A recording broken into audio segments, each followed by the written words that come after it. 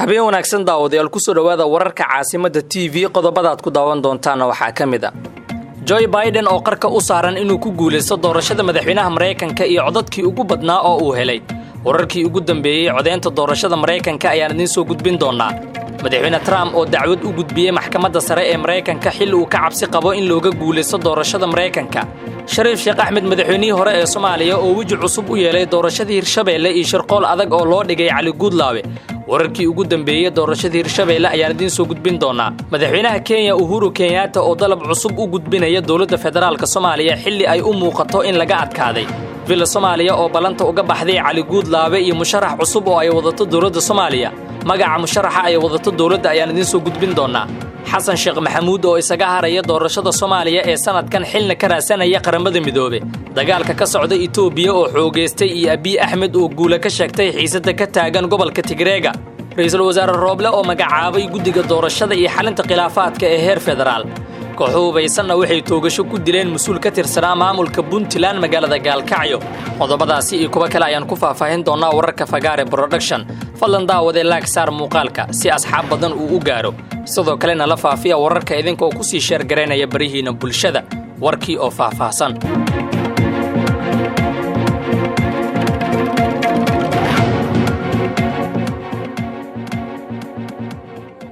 markale kulanti wanaagsan daawadayaal waxaan ku bilaabayaa wararkeena Joe Biden ayaa qarka u saaran inuu ku guuleysto doorashada Mareykanka wuxuuna helay codadkii ugu badnaa dhinaca kale madaxweynaha iminka xilka haya ee Mareykanka Donald Trumpna wuxuu dacwad u gudbiyay maxkamadda sare ee Mareykanka xilli uu ka cabsi qabo in looga guuleysto doorashada Mareykanka musharaxa xisbiga dimuqraadiga Joe Biden ayaa muujiyay kalsooni isla markaana ka hadlay muhiimadda ay leedahay mideynta dalka wuxuuna sheegay Joe Biden inuu rumaysan yahay inuu ka guuleysanayo Trump halkan kama sheegayo in aan guuleysanay balse waxaan halkan ka sheegayaa in marka la soo gabagabeeyo tirinta codadka waxaan rumaysanahay in aan guuleysan doono ayuu yiri Joe Biden inkastoo ilaa hadda ay socdaan tirinta codadka gobolada sida aad kale isugu hayo balse dimuqraadiga waxay sheegayaan in ay heleen codadkii ugu badnaa abid ee uu ku guuleysto musharax u tartamaya madaxtinimada Mareykanka arbacadii xisbiga dimuqraadiga wuxuu sheegay in uu ku guuleystay codad gaaraya 7.5 milyan halka Trump uu ku guuleystay in ka badan 67.2 milyan oo codad ah madaxweynihii hore ee Mareykanka Barack Obama ayaa doorashadii sanadkii 2008 ku guuleystay codad gaaraya 69.5 milyan inkastoo ilaa hadda ay socoto tirinta codadka weli waxa ishaya Trump iyo Joe Biden waxaana laga dhowr sugayaa natiijada gobolada muhiimka ah sida Arizona, Georgia, Nevada, Wisconsin iyo Pennsylvania dhanka kale kooxda ololaha Trump ayaa doonaya in la joojiyo tirinta codadka qayb ka mid ah gobolada Georgia halkaasi oo kamid ah gobolada la isku hayo lamana saadaalin karo cid ku guuleysan karta codadka gobolkan dacwadda ay gudbiyeen kooxda ololaha doorashada Trump waxay ku sheegeen in mid kamid ah kormeerayaashooda uu arkay mid kamid ah shaqaalaha doorashada oo xili dambe 53 cod ku daraya codadkii horay u gaaray deegaanka Chatham kooxda Trump waxay gudbiyeen dacwad ah in la joojiyo tirinta codadka gobolada Michigan iyo Pennsylvania halka ay dalbadeen in dib loo tiriyo codadka gobolka Wisconsin halkaas oo ay sheegeen in wax isdabamarin ay ka dhacday gobolka Georgia wuxuu kamid yahay meelaha sida weyn la isugu hayo ku dhawaad codad gaaraya 200 oo milyan ayaana weli la tirin sida ay sheegayaan guddiga doorashada Mareykanka aad ayaa la isugu hayaa balse waxa la sugayaa 7 gobol oo ka harsan codeynta waxaana la filayaa in natiijada lagu dhawaaqo maalmaha soo socda Trump ayaa cabsi badan ka qaba in looga guuleysto doorashada Mareykanka wuxuu ku soo kordha doorashada Mareykankana halkan ayaad kala socon doontaan gudoomiyaha aqalka sare ee baarlamaanka Soomaaliya Cabdi Xaashi Cabdullaahi ayaa si adag uga hor yimid magacaabista guddiyada doorashooyinka iyo xalinta khilaafaadka oo uu magacaabay ra'iisul wasaaraha Soomaaliya Maxamed Xuseen Roble Amaal Yuusuf Macalin ayaa ka waramaysa gudoomiyaha golaha aqalka sare ee baarlamaanka Soomaaliya Cabdi Xaashi Cabdullaahi ayaa diiday oo ka hor yimid xubno 46 qof ka kooban oo 25 yihiin guddiga doorashada heer federaal ee Soomaaliya 22na ah guddiga xalinta khilaafaadka ee doorashada dalka ka dhacaysa qoraalka gudoomiyaha Cabdi Xaashi oo ku socday madaxweynaha dawladda Soomaaliya Maxamed Cabdullaahi Farmaajo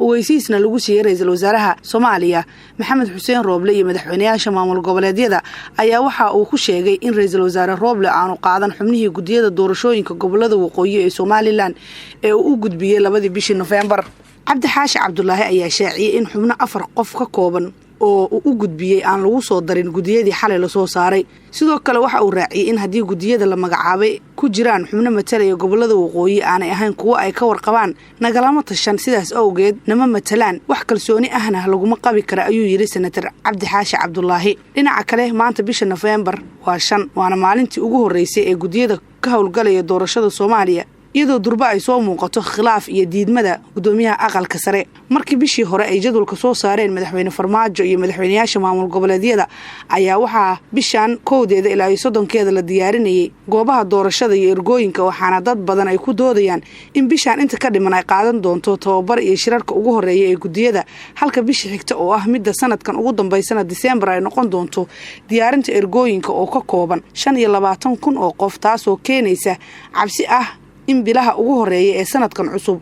ay dhacdo doorashada xubnaha baarlamaanka ee dalka sida xogo hoose aan ku helnay madaxtooyada Soomaaliya ayaa balanta uga baxday Cali Guudlaawe Xuseen oo ah musharax u taagan xilka madaxweynaha maamulka Hirshabelle kaasi oo ka soo jeeda beesha Abgaal oo horay u haysatay madaxweyne ku-xigeen Cali Guudlaawe oo qudhiisu isku caleema saaray inuu ku guuleysanayo xilka madaxweynaha maamulkaasi ayaa hadda u muuqda mid daaqada ka sii baxaya maadaama ay soo baxayaan warar sheegaya in madaxtooyada Soomaaliya ay doorbiday inay kursiga ugu sareeya maamulka Hirshabelle ay ku fariisiso shakhsi ka soo jeeda beesha Xawaadle oo dood badan ka keentay xanaanka loo marayo dhismaha maamulka cusub ee dowlad goboleedka Hirshabelle wararka aan la hubin oo aan ka helayno ilo xogogaala ayaa ku waramaya in Fahad Yaasiin taliyaha hay'adda NISA uu damacsan yahay inuu meesha ka saaro musharixii hore ee balanta uu la galay ee Cali Guudlaawe oo uuna ka dhaadhiciyay inuu taageerayo doorashada Hirshabelle iyo isagaba maalmihii u dambeeyay waxa baraha bulshada qabsaday sawiro lagu muujinayay inuu Cali Guudlaawe yahay musharax rasmi ah oo u taagan xilka madaxweynaha maamulka Hirshabelle waxa dardar ku socda dhismaha maamulka Hirshabelle waxaana shalay magaalada Jowhar lagu doortay gudoonka baarlamaanka labaad ee maamulkaasi waxaana maalmaha soo socda lagu wadaa inay dhacdo doorashada madaxweynaha iyo ku-xigeenkiisa dhinaca kale madaxweyne Maxamed Cabdullaahi Farmaajo ayaa qasriga madaxtooyada ku qaabilay ugaaska guud ee beesha Xawaadle ugaas Xasan ugaas Khaliif iyagoona kulankooda ahaa mid looga hadlayay arrimaha gobolka Hiiraan ee dhismaha maamulka Hirshabelle ugaas Khaliif oo muddo bil ah ku sugnaa magaalada Muqdisho ayaa kulankii labaad la yeeshay madaxweyne Farmaajo waxayna si gaar ah uga wada hadleen geedi socodka nabadeed ee iyo dhismaha maamulka Hirshabelle ee cusub oo loo dhan yahay ugaaska ayaa lagu waramayaa inuu la dhacsan yahay qaabka dawladda Soomaaliya ay wax uga wado doorashada Hirshabelle isla markaana ay u maamulayso isagoona u muuqda inuu ku taageerayo dawladda dhismaha maamulka la filayo inay Hirshabelle yeelato ugaaska waxa hore looga bartay mucaaradnimo iyo inuu ka soo horjeesto maamuladii hore ee Hirshabelle xilligii dawladii Xasan Sheekh waxaana hadda si aad ah uu la dhacsan yahay nidaamka socda gordho waxaan eegi doonaa Sheekh Shariif Sheekh Axmed madaxweynihii hore ee Soomaaliya oo wiji cusub u yeelay doorashada maamulka Hirshabelle iyo shirqoolka loo dhigay Cali Guudlaawe iyo xogo kale oo ku saabsan doorashada maamulka Hirshabelle balse waxaan ka hormarinayaa madaxweynaha dalka Kenya Uhuru Kenyatta ayaa la soo warinayaa inuu bilaabay dadaalo uu ku rabo in wada hadal la geliyo xiisada kala dhaxaysa dawladda federaalka Soomaaliya gaar ahaan xayiraada saaran qaadkii ay Kenya u soo dhoofin jirtay Soomaaliya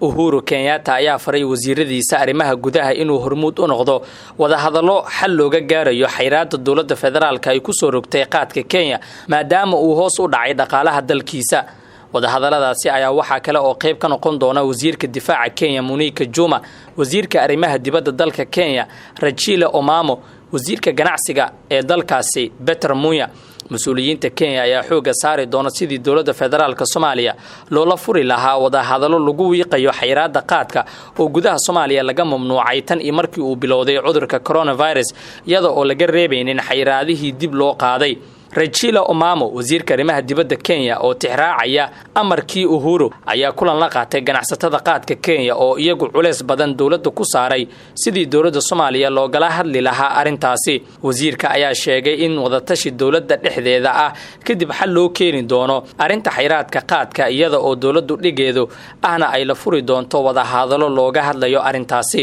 ganacsatada qaadka Kenya ayaa iyagana dhinacooda sheegay inay maalin walba qasaaraan lacag dhan 5 bilyan oo lacagta Kenyan ah midaasi oo horseed u noqon karta gabi ahaanba inay joojiyaan ka ganacsiga qaadka dawladda Soomaaliya ayaa qaadka hore ugu dartay xayiraado la soo rogay oo la xiriiray cudurka coronavirus inkastoo ah xayiraadaha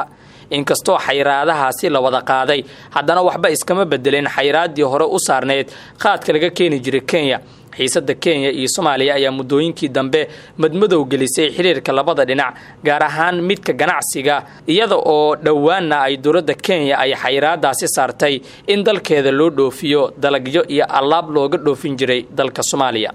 madaxweynihii hore ee Soomaaliya ahna hogaamiyaha madasha xisbiyada qaran Sheekh Shariif Sheekh Axmed ayaa magaalada Jowhar ka wada galaangal siyaasadeed oo waji cusub u yeeli kara siyaasadda maamulka Hirshabeelle. ila wareedyo ku dhow madaxweynihii hore ee Soomaaliya Shariif ayaa sheegay inuu Jowhar u joogo sidii uu u dhameyn lahaa tabashada qaar ka mid ah beelaha Hirshabeelle oo uu ku eedeeyay inay iska hor keentay dowladda federaalka.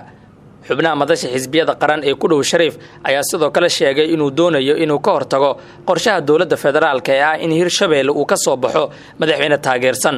dowladda Soomaaliya ayaa la rumaysan yahay inay wadato madaxweyne ku-xigeenka maamulka Hirshabeelle Cali Cabdullaahi Guudlaabe, hase yeeshee xubnaha Shariif ku dhow ayaa sheegay inuu jiro musharax qarsan oo ay dowladda wadato. qorshaha dowladda federaalka wuxuu ahaa in loo muujiyo Guudlaabe inuu yahay ninka ay wadato si loogu aamusiyo mucaaradka madasha oo badankood ku beel ah si aysan uga hadlin hanaanka doorashada, kadibna marka doorashada la gaaro ay la soo baxdo musharax kale. waxaa sidaas yiri qof ku dhow madaxweynihii hore ee Soomaaliya Sheekh Shariif. musharaxa kale ee ay dowladda wadato ayay ku sheegeen inuu yahay Nuur Iido Beyle oo ka soo jeeda beesha Xawaadle. xubnaha ku dhow Shariifka ayaa sheegay inuu hadda doonayo inuu ka hortago qorshahaasi isla markaana xaqiijiyo inuu madaxweyne noqdo Guudlaabe. Shariifka ayaa waxa socdaalkiisa Jowhar ku weeliya taliyihii hore ee hay'adda Nisa Cabdullaahi Sanbulolshe, waxaana la sheegay inuu qayb ka yahay dadaalka lagu qancinayo beesha Xawaadle inay ogolaato Guudlaabe.